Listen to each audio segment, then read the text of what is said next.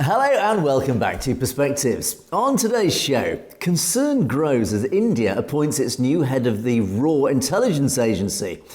The former Punjabi police officer is implicated in the extrajudicial killings in the 1990s of a Sikh, as well as operating under diplomatic cover in India to spread further transnational repression against the community ever since.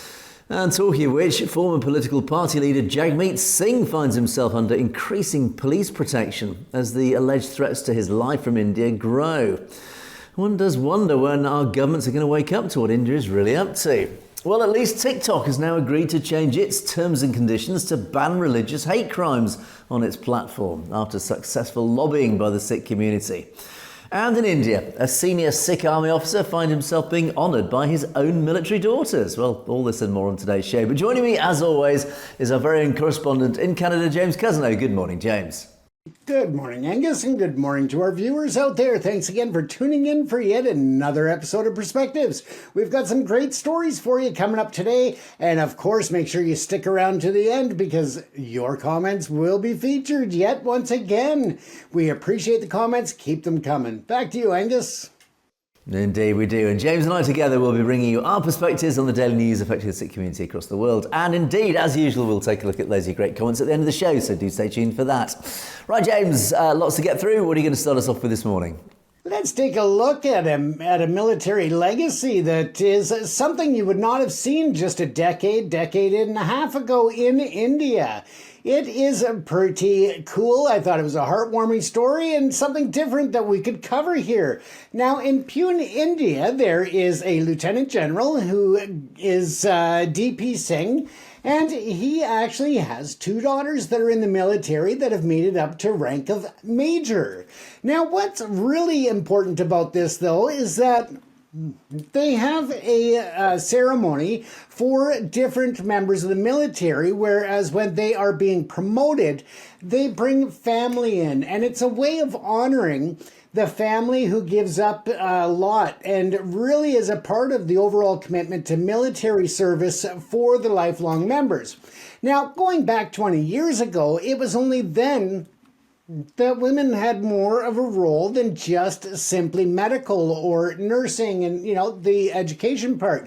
So it has been an uphill battle. In 2020, there was another court decision that made it so that they could actually have permanent roles and give them longevity within the military. Prior to that, they were just considered temporary roles, so they didn't have any real stability and career path that gave them any type of guarantee. So that changed.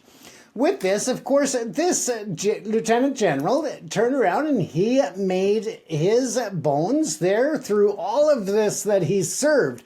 But look at the pride on the face of him here, because now he has been promoted to the commandant and basically the head of this facility, and his daughters were there to put the stars on.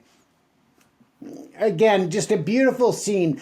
Now, you can see that they're very proud, and you can see how proud he is.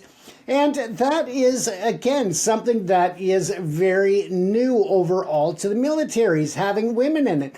When we talked about the military legacy in the past, we often referred to the sons of those serving and the legacy that they left behind.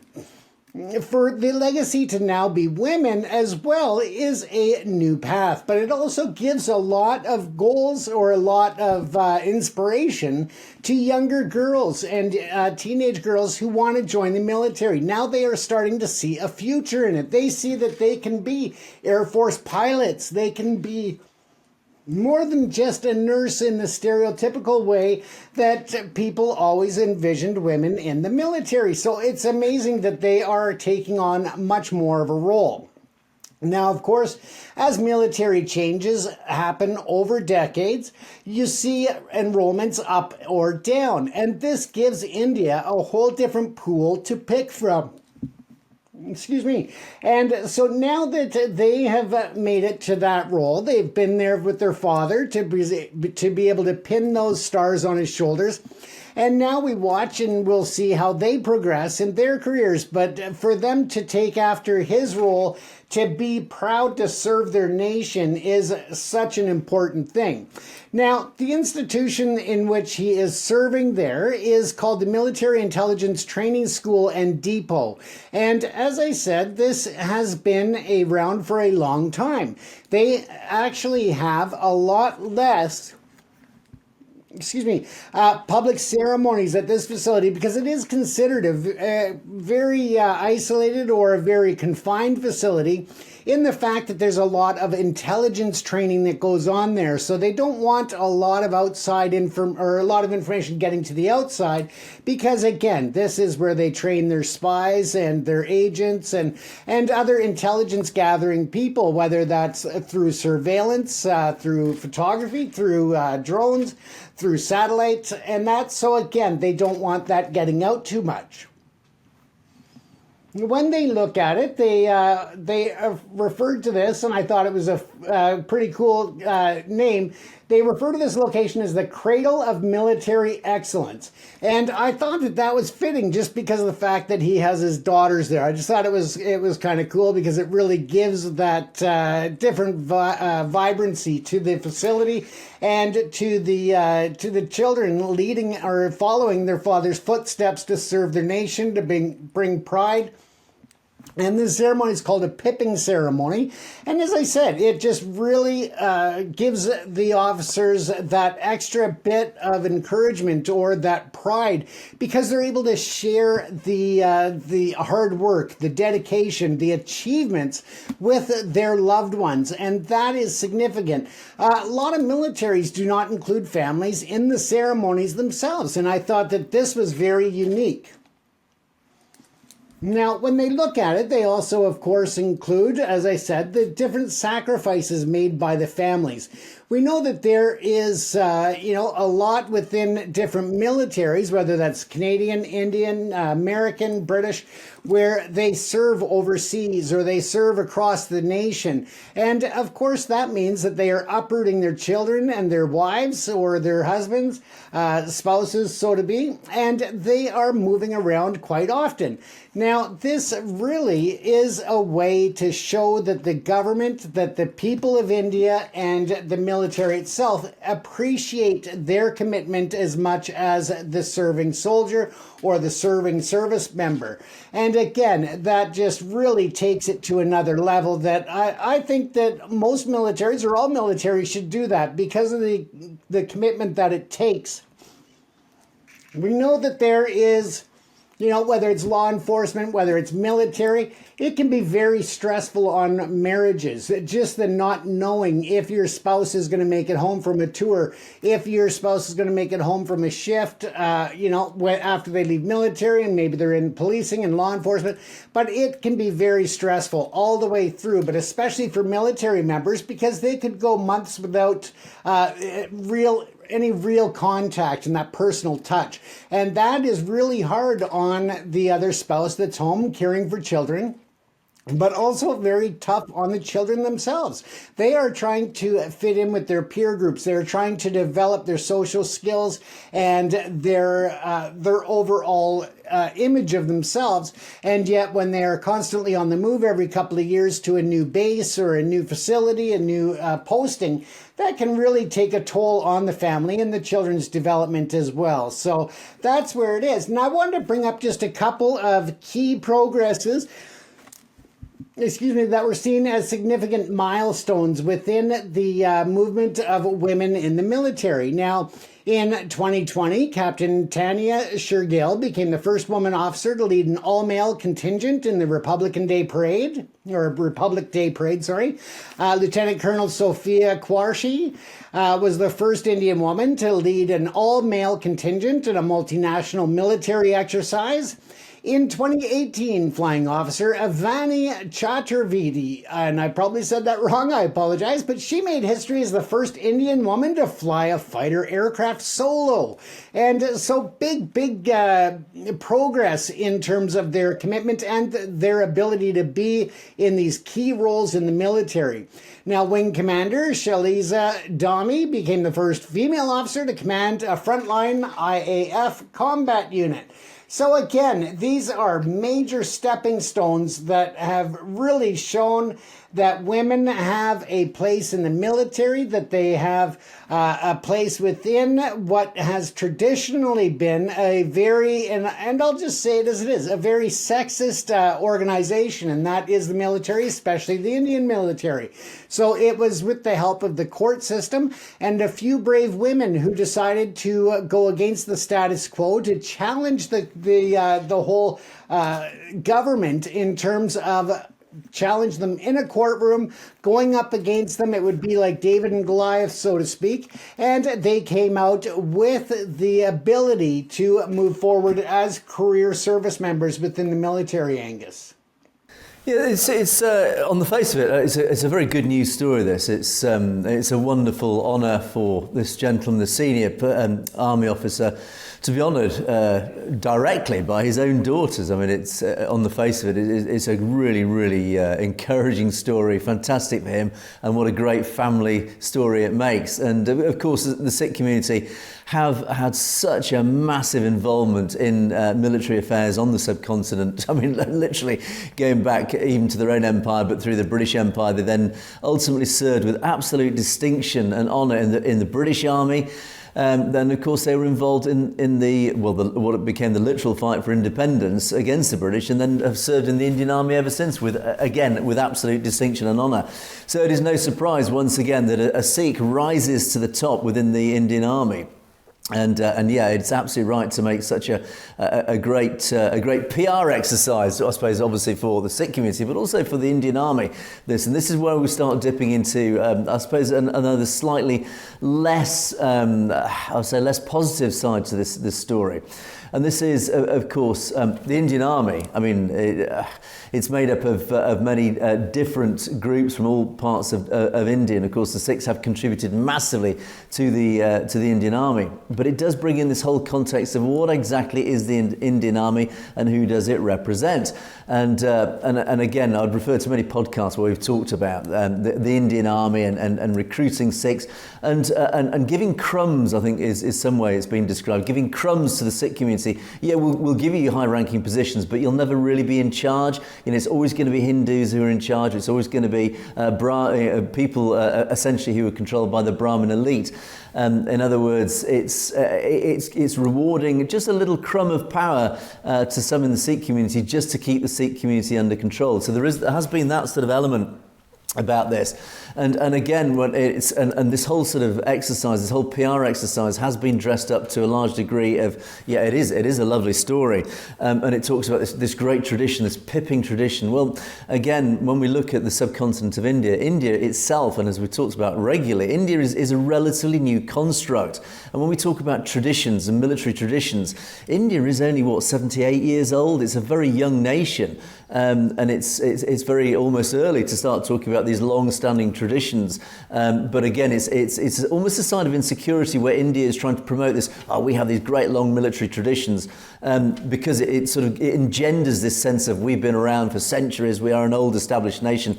Actually, it's not an old established nation. It is only 70-something years old. It is a very new nation. It's trying to sort of establish its own new traditions. It's trying to stamp down its own new identity. And we talked about Sikh identity yesterday. Well, again, this is India trying to stamp its identity by creating its own traditions. But ultimately, it does highlight the point that India is a relatively new nation.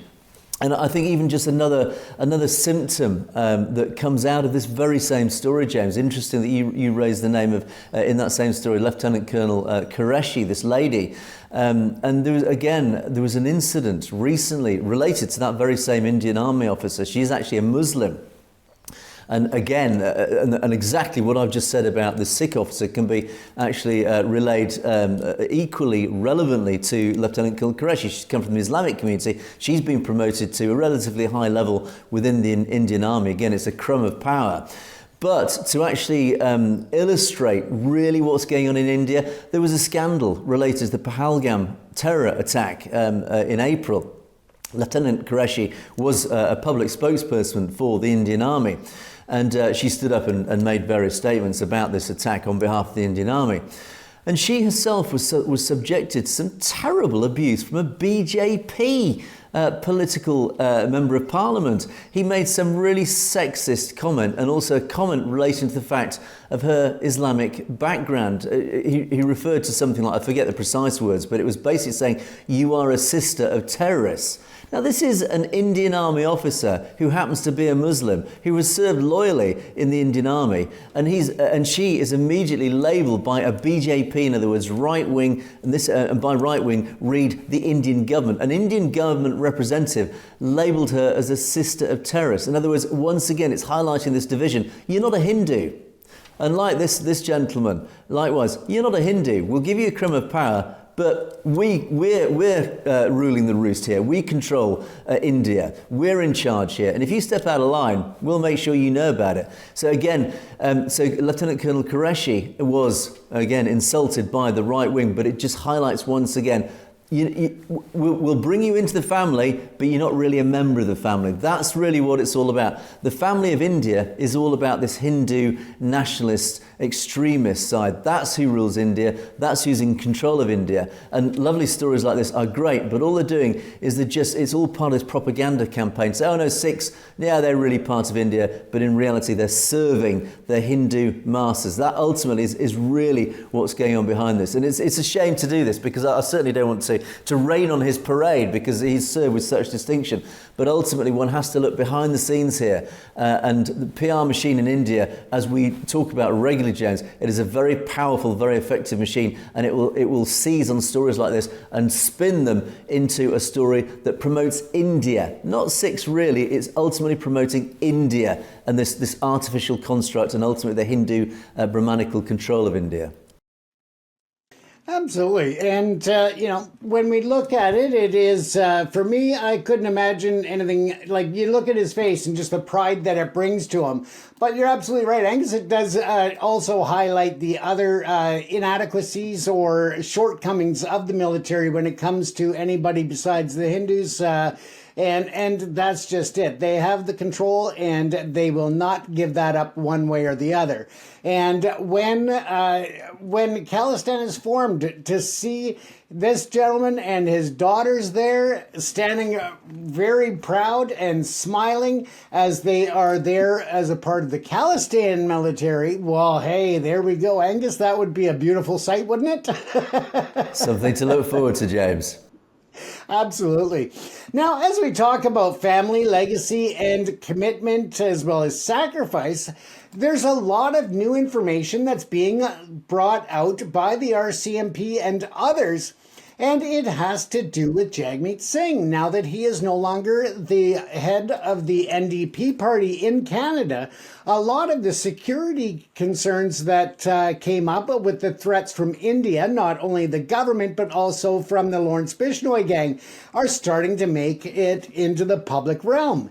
And this is very interesting because of the fact that it shows the lengths of which the India government and the proxies, these gangs such as the Lawrence Bishnoi gang, are having in impacting the power here in Canada. Now, in the image here, you see Jagmeet Singh on a bicycle, something that was very common around Ottawa. He really is an avid cyclist. He loves it. But this is one of the things that he had to stop doing because of the threats that started happening as far back as 2023. Now, there's a lot more information coming out that not only was he being threatened, but there were members of the Bishnoi gang and others who were actually tracking him, tracking all of his movements, his comings, his goings, but also his movements at home with his family, with his child, with his wife. And it went as far as threats against him and concerns when his wife gave birth to their second child. They actually had to do a security sweep of the hospital's maternity ward and post armed patrol or armed RCMP officers outside of her room because the risk was so high and the threat level was seen as so high. And again, it wasn't until just recently that they brought up and let public a lot of this information that is coming out. And coincidentally, of course, it came up just after, and some of it before, but a lot of it also after the visit of Narendra Modi for the G7 summit in Kananaskis. Now, not only is this very relevant because it takes it even further as to what the Sikh community, and particularly I would say that the Singh family, felt it was a slap in the face that they were being undermined, or just not, the concerns were not as urgent as, say, they were 6 months ago when it comes to standing up to India and saying, no, you're threatening members of our government, or at least had been at that point, and there's still concern for other government members who are still serving in their positions. But again, it shows that they had such a major critical and credible risk to his life. Now, his brother has come out and started doing some interviews as well, speaking to the media, saying that, you know what, Jagmeet did not have a huge amount of concern for his own security. He was too busy worrying about that of his family. Again, he's got a young family. He's got a beautiful wife, beautiful children. That, of course, he was very concerned about the fact that they were also being watched. They were being tagged and tracked. And that is got to be a horrible feeling for any parent to know that there is such a realistic threat to his family, not only to himself as a politician, but also as someone who represents a community. But again, as I said, as a father, to worry about the threat directly to your wife and your children has got to be horrible. When you are a new parent, you lose a lot of sleep because babies don't want you to sleep. And that's the realistic thing of it. You go 6 months without the proper sleep. But to take into account, on top of that, the threats and the stress, I mean, I could just imagine that you hear something outside and you're just alert like that. You don't sleep well. You don't, there's just no relaxing. He was not able to go for bike rides. It's one of the things that had to be eliminated with their change in the protective detail and the protective measures. That, combined with the fact that when he and his family wanted to go anywhere, they had to actually plan it out with law enforcement. They couldn't just pick up and go somewhere. They didn't, they weren't able to just go on a whim to, a restaurant or different things. And then when they were able to go out to these places and coordinated them, the police were there and they had to make sure that there were exit plans, that there was more than one exit point, that they had a strategy, that they were ready for it, any particular threat. So, I mean, just that alone takes away from that quality time with your family. And that is not something that Canadian politics should be about. We've never seen this level of security and concern for the safety of any politician that I can recall in Canadian history. I mean, even our prime ministers don't have that level of threat against them, in a general sense. We've seen minor incidents where, Jean Chrétien and even Pierre Elliott Trudeau, where that family had some minor threats. And at one point, there was actually a situation where an intruder made his way into the Prime Minister's residence and the First Lady, so to speak, I believe it was, I can't remember if it was Chrétien's wife or if it was someone else. But anyway, she chased the intruder out with a statue.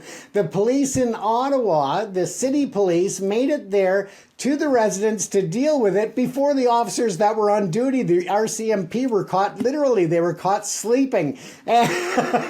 So, I mean, it's funny in a sense because that is just traditionally, we haven't had that big safety concern for our politicians. And to see that his family went through this is just horrifying, to think that that is where it has come to. And that there is so much support for trade deals and everything else with India, when this has really, between this and then the murder of Mr. Najir and others, it's just a horrific event, and now it really brings into the need of international governments to start standing up and holding India accountable, as much as the human rights organizations are screaming about it as well. And that is something that we don't see because of the fact that you have trade, you've got billions of dollars in trade opportunity, you have such a connection with the security concerns that they have in Asia. They have that connection. There's also the military and intelligence sharing somewhat between India and other nations as well. So again, they are willing to turn that blind eye to the activities of the government of India in exchange for what I refer to as blood money at this point, if they are going to just move past the executions and the transnational repression and the government interference, Angus. It is appalling, really, that in a Western democracy, a politician, a political leader, is literally having to cower for his life, is having to be given police protection against a threat from another country, a country that claims itself as a democracy. I mean, again, just the very simple premise of this is absolutely outrageous, and it just does make one say, well, come on, what are we doing about this? Only recently, we saw Mark Carney shake hands with Narendra Modi, and yet one of his own politicians in his own country is under police protection. What on earth is going on? It's just absolutely outrageous. I mean, there is just no other way to describe it. And unfortunately, really, for some reason, our leaders, and we often we debate about these reasons regularly, James, why are our leaders turning a blind eye to what India is up to? This really is this is the crux of the matter. Why are our leaders turning a blind eye to clear criminality of India? And because all these threats of transnational repression, we know where they're coming from. There is no doubt. I mean, there's no ambiguity here. You can dress it up in all the diplomatic language that you want, but ultimately everybody knows, from the intelligence services to the political parties, even to the governments themselves and the people on the street, we all know where the threat is coming from. So why is the government not doing anything about it? Well, again, James, as I said, we debate this often. Ultimately, it seems to always come down to money, commerce, trade deals or whatever. But really, where is this line? Where do we stop this? Where do we draw a line in the sand and say, look, no, you've got to stop this? Because at the moment, there is no sign of this line in the sand. Ultimately, we're just still shaking hands with Narendra Modi, and yet Jagmeet Singh is under police protection. What is going on, James? I'm just absolutely almost speechless in disbelief. Exactly. And I mean, I don't know what Jagmeet's doing now that he's out of office. He's, he is no longer the leader of the NDP party. I hope that he is spending some quality family time and just really taking some time to de-stress. And, at this point, they feel that the threat is less intense than it was. But of course, there are debates now as to what the threat level is, that they do feel there is still somewhat of a threat level.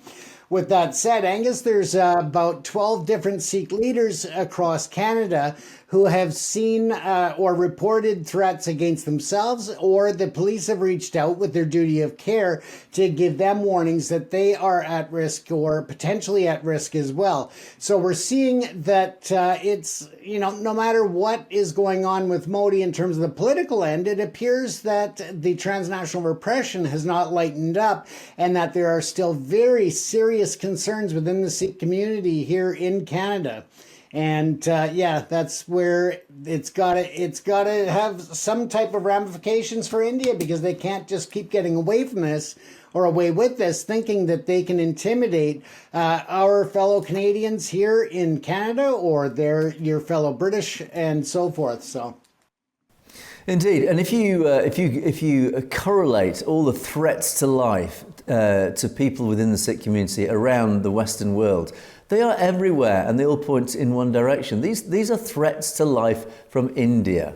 Again, why are we not doing anything about it? I'm just almost speechless that the evidence is there for all to see, and nothing is being done other than we are welcoming Narendra Modi's government into India. But anyway, well, on that note, let me move on to my first story, James. And this is a big story that's just come out of India.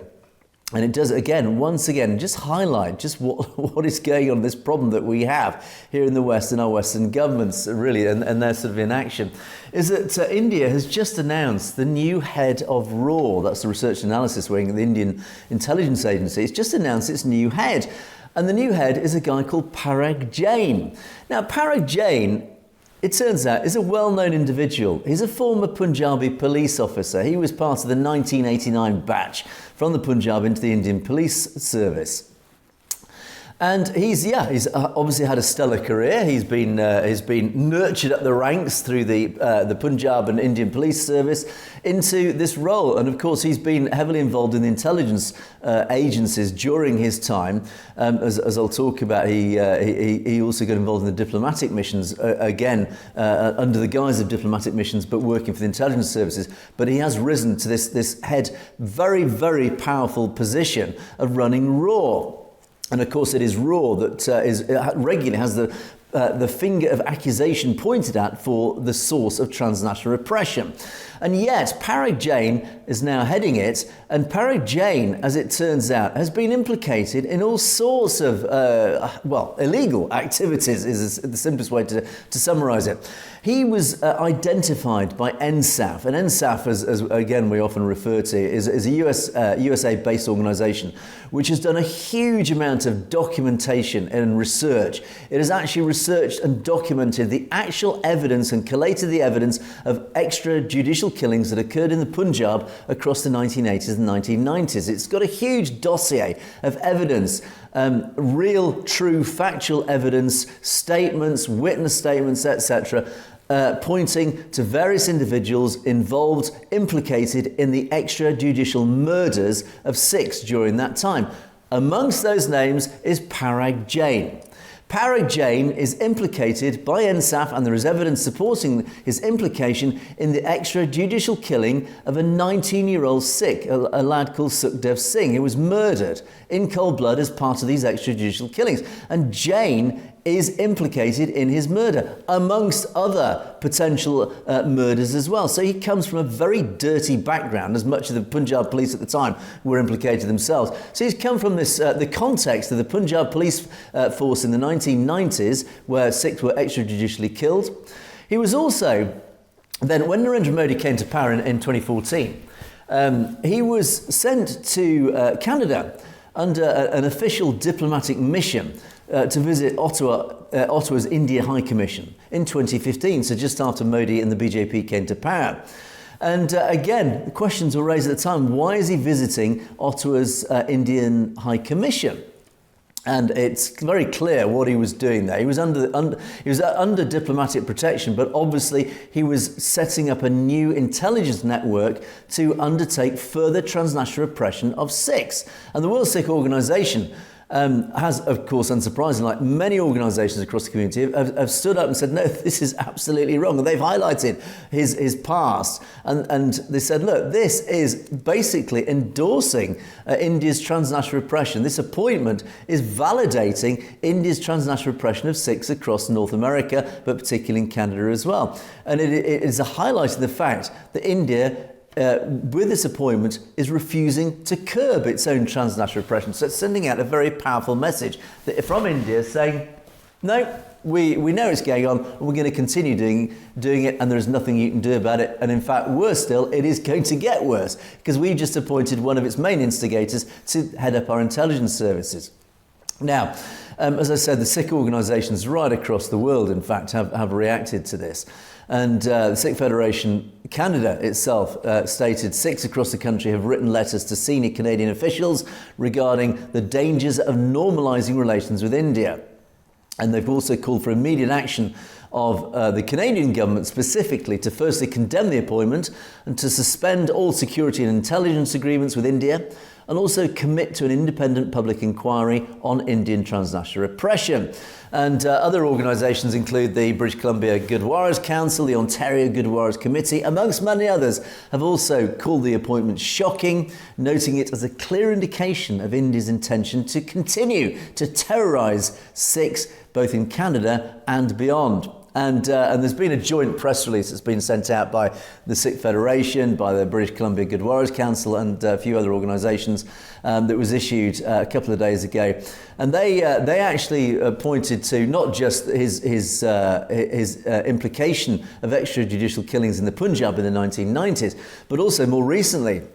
And again, this I suppose is even more relevant to Canada, and not just Canada, but of course it does affect North America, the United States, and the UK.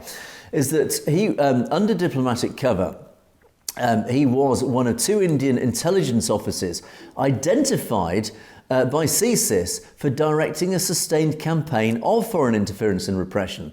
And in 2019, a briefing by the National Security and Intelligence Committee of Parliamentarians, NSI-COP, CSIS observed a significant increase in the volume of Indian intelligence activity targeting Canada in 2016. So this is shortly after he was appointed, shortly after Modi came to government.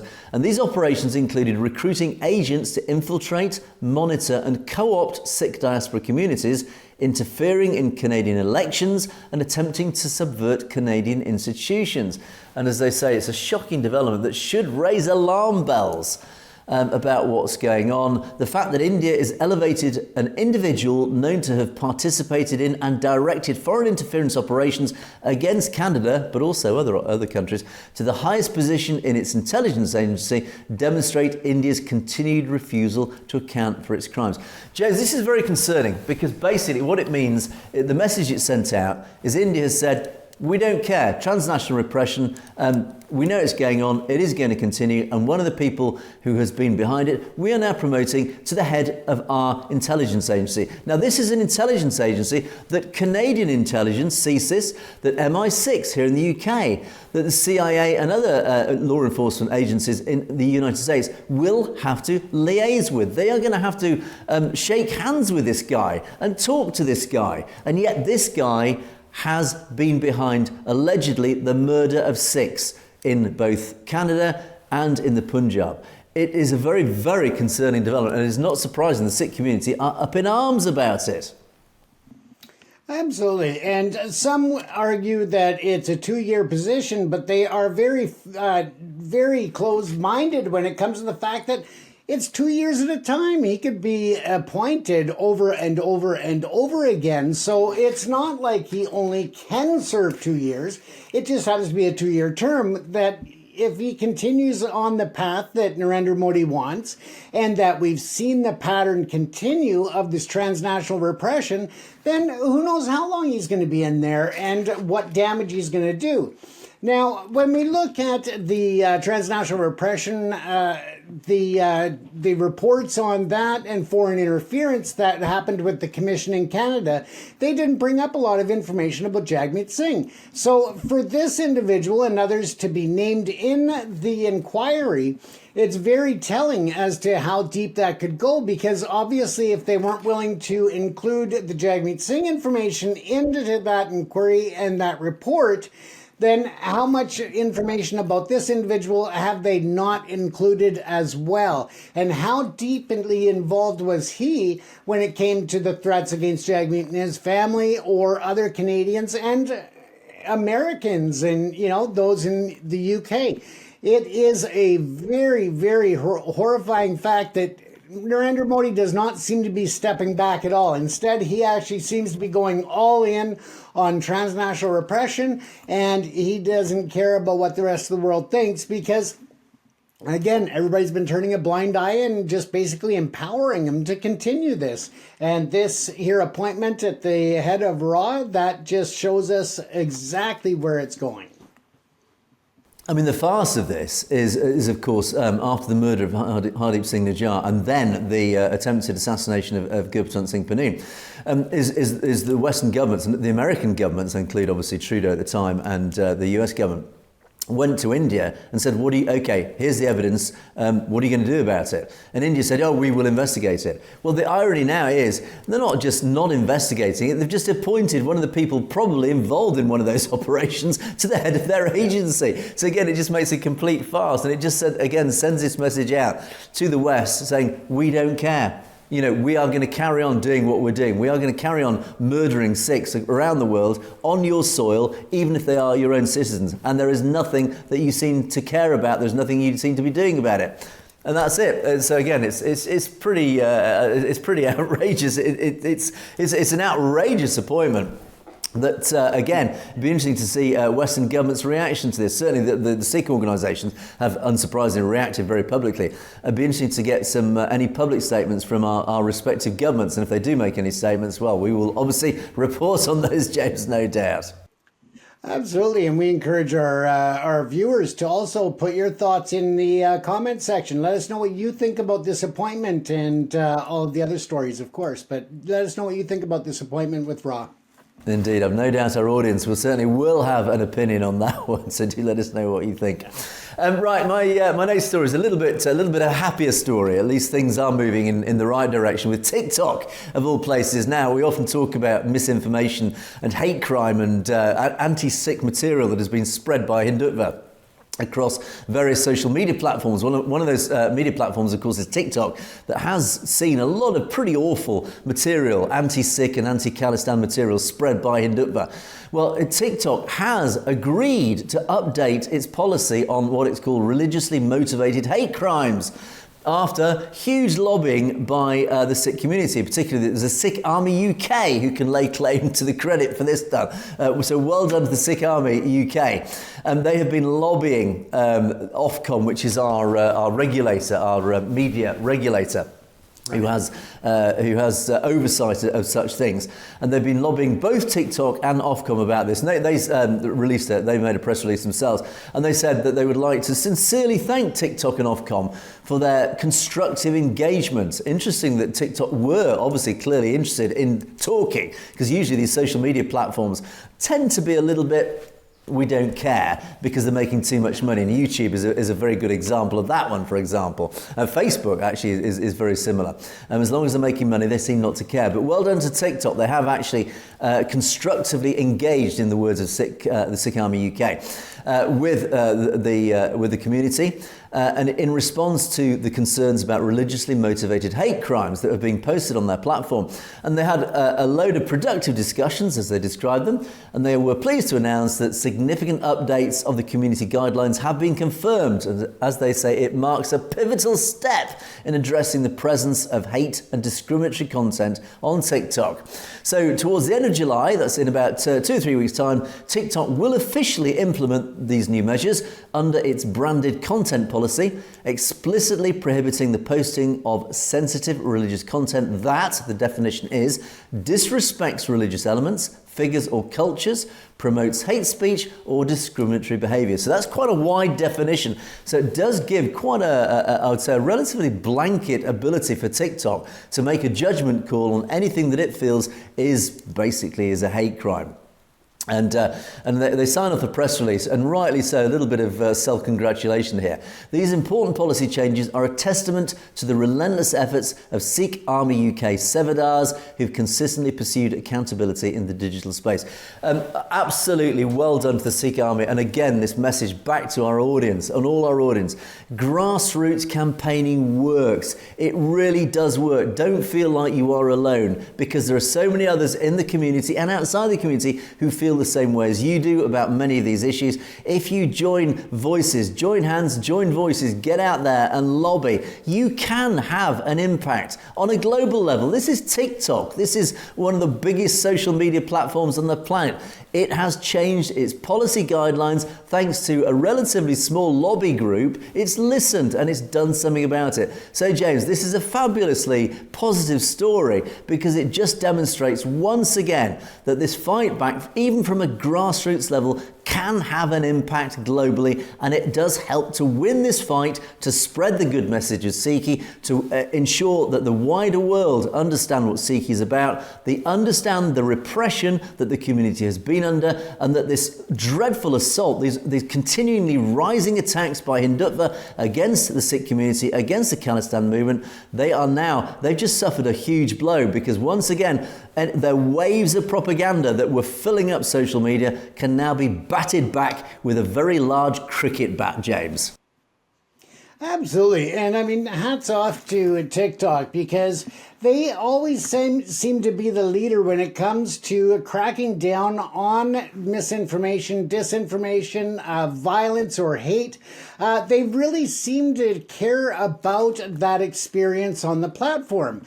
When you look at other sites, and I won't name them, but we know what they are, there's a lot of illegal activity going on. There's, promotion of illegal, sales of cigarettes and, like just as an example, things like that happen over and over again on these other platforms, whereas TikTok seems to really moderate. And sometimes people complain because they're too strict. But at the same time, it just shows the difference between the different platforms and their concern and their dedication to the end user to try and make it an experience that's welcoming for everybody and is a safe space. So again, yeah, absolutely. Congratulations to the Sikh Army. Great work. Amazing, because it doesn't just affect the Sikh community.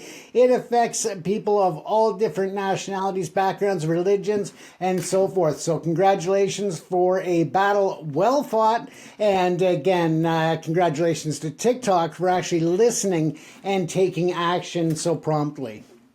Absolutely right. Well done, Sikh Army UK. That's a great victory that they've just achieved there. Yeah. Right, on that note, James, let's move on to our comment section. And Mr. Singh official, the official Mr. Singh, starts us off today by saying Indian Bamdesh. Now, I couldn't understand. I don't know if that was you spelt something wrongly, but I don't understand what you mean by Bamdesh. But if let us know if we misinterpreted what that means. But anyway, the point is still very valid. Is that basically somebody in India, we know who it is, of course, is paying these corrupt crooks to speak in their favour, spreading lies about Sikh independence, the Khalistan movement. And as you say, for the last 2 years, they've made many propaganda media channels targeting Western audiences, posting content related to only the West, while having a soft corner for India. Basically, this is propaganda that is rising across, again, social media, particularly YouTube. YouTube channels are springing up, spreading propaganda material that's targeting Sikhs, particularly targeting the Khalistan movement. It's very subtle. It's about Western material, but it's infiltrating. It's got a subliminal message, as you rightly say here, that is attacking the Sikh community, attacking the Khalistan movement, whilst promoting, of course, the Indian government, the Modi government. It's very insidious. There's a lot of it going on, and a few of our commenters, and in fact some of our people who've emailed us directly, have pointed to the fact that there is a definitely identifiable growth of propaganda, particularly on YouTube, that is attacking the Khalistan movement, that is promoting the Modi government. And as I keep saying, James, I think this is because primarily the Khalistan movement is winning the argument. It is growing in support. The referendum is becoming more and more high profile, and more voices are joining the Khalistan voices, saying, why can't we have a referendum in the Punjab? And the only way India can fight back against this is to pour this propaganda into places like YouTube, as Mr. Singh official says, James. Absolutely. And on that note, we need to also remind people that August the 17th in Washington, D.C. is the next Khalistan referendum. And, it's sad to a point that it can happen in nations around the world, but not where it matters most, and that's in India. Indeed. So if you're in that area, make sure you cast your vote. Very, very important. And don't forget your Khalistan flag. Sam Singh says, we talk about the Canadian government choosing trade over human rights. Well, S. Baines, this is really comes back down to this debate we often have, James, is why are governments ignoring India's misbehaviour, as I say euphemistically?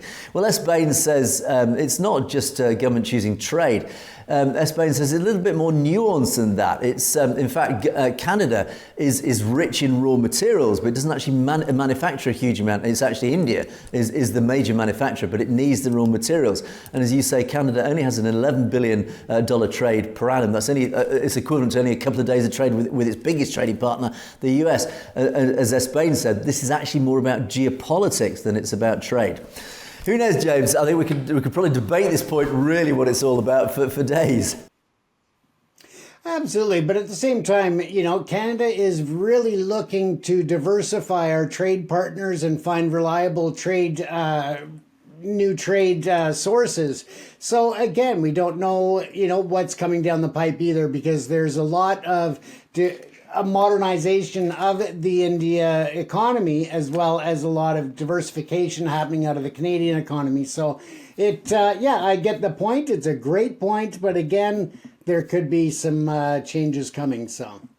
Yes, ultimately, it probably is, I think, all of the above. It probably is about geopolitics as much as it is about commerce. I think they all factor into why our governments are still shaking the hand of Narendra Modi, despite everything that we know and talk about.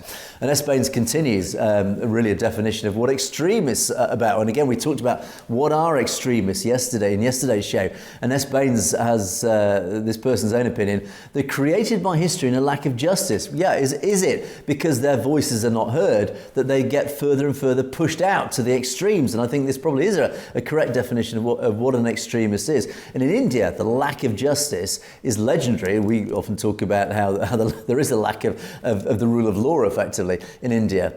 And the state has gotten away with so much that it has pushed people to the fringes, to the extremes. And actually, you could spread this across any nation, is that extremist groups arise. And in fact, Germany is a prime example of this, 1930s Germany. This push towards Nazism, where even ordinary decent people were pushed into supporting the Nazi Party, this extremist organization, because of their voices, their democratic voices were almost ignored. And again, any move to the far left or the far right, in whichever nation, usually is as a result because their voices are not democratically being represented and acted upon. So they feel the only way they can react is to become more and more extreme in trying to promote their views. And that is really ultimately what S. Baines, I think, is saying is what extremists are, James.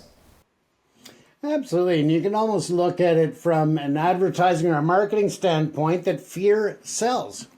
It really does. It captures attention and it really motivates people to move in a different direction. So when you have the extremists looking to get a message out and to influence behavior, that fear definitely is a motivator that helps them to get that message out.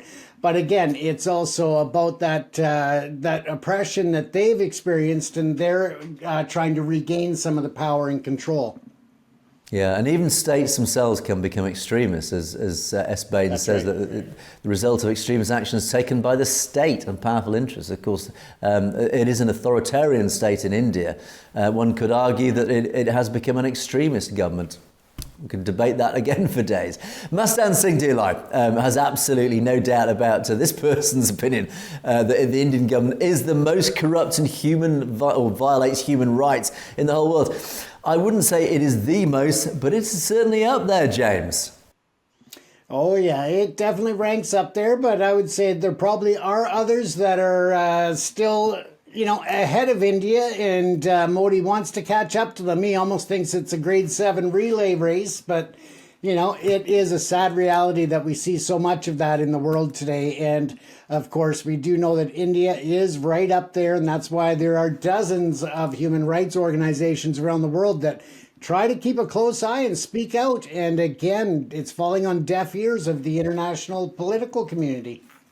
Yeah, and the real pertinent point here is it might not be the most corrupt and violator of human rights in the whole world, but the fact is that we're even having to say this in the same breath as those countries that are. And this is a country that claims itself to be the world's largest democracy, and yet we are putting it in the same sentence, the same breath as some of the most corrupt countries in the whole world, which again is a sad indictment of what India has become, certainly under the BJP. And Bobby Singh, this is a really powerful point. India is a Hindu nation. Everyone else are slaves. Well, I think this really does summarise much of the issue. It is driven by Hindu extremists. Let's use that term, Hindu extremists. These are the nationalists, the RSS, the Brahmin upper caste. They control India. And as you say, everyone else have become slaves. The only change I would make to your comment, Bobby Singh, is that even Hindus themselves are slaves. Why? Because of the caste system. They are slaves. The vast majority of Indians, and most of them not realising it, the Dalits certainly do realise it, but I think those certainly in the middle of that caste pyramid, the middle caste, don't realise that they are slaves under the same system. They are slaves under this caste system. So it's not just all the other minorities who are slaves in this Hindu nation. It is most of the Hindus themselves remain in this basic prison because of the caste system. And they are perpetuating this control, this elitist Brahmanical control of the nation where everybody, bar a small minority, are losing. India is being held back by this system. India could be so much more, particularly if it was broken up into its constituent parts and then rejoined as some form of federation. That would then promote India and the concept of an Indian Union, let's call it, as a much more powerful nation or collection of countries with much more potential, James. Yeah, and that's what it takes. It takes a unified front, and unfortunately it's fragmented and nobody has the balls to stand up to say, Modi, this is what we've got to deal with. Before any trade deals are on the table, before any arms deals, before any security deals, before any intelligence deals, we have to deal with the human rights issues and try to bring people back to equality at some level. And that's just not happening. Instead, the rich, the oligarchs in India are taking advantage of everybody that's below them because the Brahmins allow it and the extremists allow it. And that includes the current sitting government. So. Everyone craves freedom. We all want freedom. The only way Indians, and I use that term collectively to include everybody within the Indian subcontinent, the only way you will all get freedom is, ironically, is to break up this Brahmanical control, get back the natural constituent parts of India as the separate cultural identities, the separate national identities, create that federation. That's what needs to happen. That is why the Khalistan movement needs to start these dominoes to fall. The Khalistan movement needs to succeed in the first instance to then allow this situation to happen. And Critics Corner comes back. Welcome back, Avir D, who has been a bit of a regular appearer on Critics Corner. Hasn't been there for a while, but thank you for coming back. And you say, here comes the anti-India brigade and supporters of Khalistan. Yes, indeed, we are here. We are here hopefully on a daily basis to bring you the truth and the wonderful news about the Khalistan movement. We're very proud of it, and we're very proud indeed to welcome you on a regular basis into our Critics Corner. But one thing I would just contradict in your comment, Avir D, is we are not anti-India. And I have to keep reiterating this point over and over again. We love India. We love India's people. We love its culture. I love Indian food. There is so much about India that I have always loved, and I have a great affinity with the nation. I am not anti-India. James and I are not anti-India. We are anti-extremist. We are anti-Hindutva. We are anti these extremist nationalists who are destroying the whole subcontinent in its potential, and there's so much, as I just said, there's so much that India as a collective nation, as a collection of nations could achieve that is being held back by these very extremists. That is who we are against. It is these people who are holding the population of India, the majority of India, within the bars of a prison, this caste system. That's what we're against, James. We're not anti-India. Absolutely not. We love that, and we think that, if you watch the show enough, you'll realize that we don't just talk about Khalistan, we talk about the success and the future success of India as a whole, whether that is through some type of a federation of countries, sovereign states that are there or not. We think that there's a lot of opportunity that India could be a great power in the world for good. And that's what we feel is being missed by the control of the Brahmins and the extremists and everybody else, is that they're missing such an opportunity to lead the world in a new direction. India is in the wrong hands, is basically, I think, the fastest way to summarise what our stance about India is indeed. So, but thank you, Avir D, for your comment. Thank you for your contribution. Good to see you back again. And our comments wrap up for the day, James. Well, you did remind me the other day that there could have been the sound of fireworks in your background because, of course, it was Canada Day. And we are wished a happy Canada Day by Scythian. Oh, welcome back, Scythian. Haven't seen you in the comments for a long time. Azad joins in to wishing us happy Canada Day. D. Gill, Gursavak Singh also, and Khalistan Zindabad, James.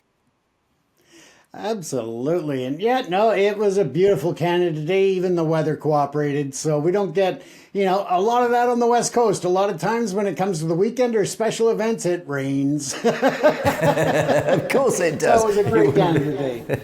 It wouldn't be the same otherwise.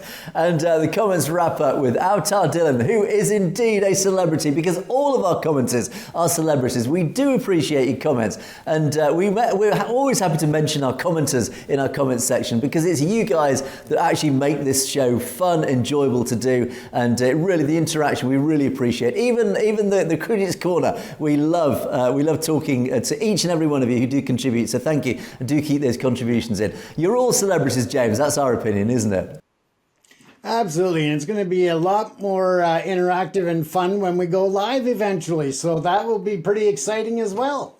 Indeed, fingers crossed that's going to happen pretty soon. I've got a few electrical issues with the new studio, but hopefully once we get those ironed out and get all the plugs plugged in correctly, then hopefully we'll be able to go live. So do keep an eye out for that. But that is it for another day, and in fact for another week. Thank you for all your comments. Do keep those comments coming in, and do keep your emails coming in. As many of you have been messaging directly, that is very much appreciated. You can message us directly, of course, at message@satellurgetv.com if you want to bring something to our attention. But that is it for another week. It is a goodbye from me. It is a goodbye from James. Stay safe, everyone. Thanks so much for watching Perspectives. We will see you next week.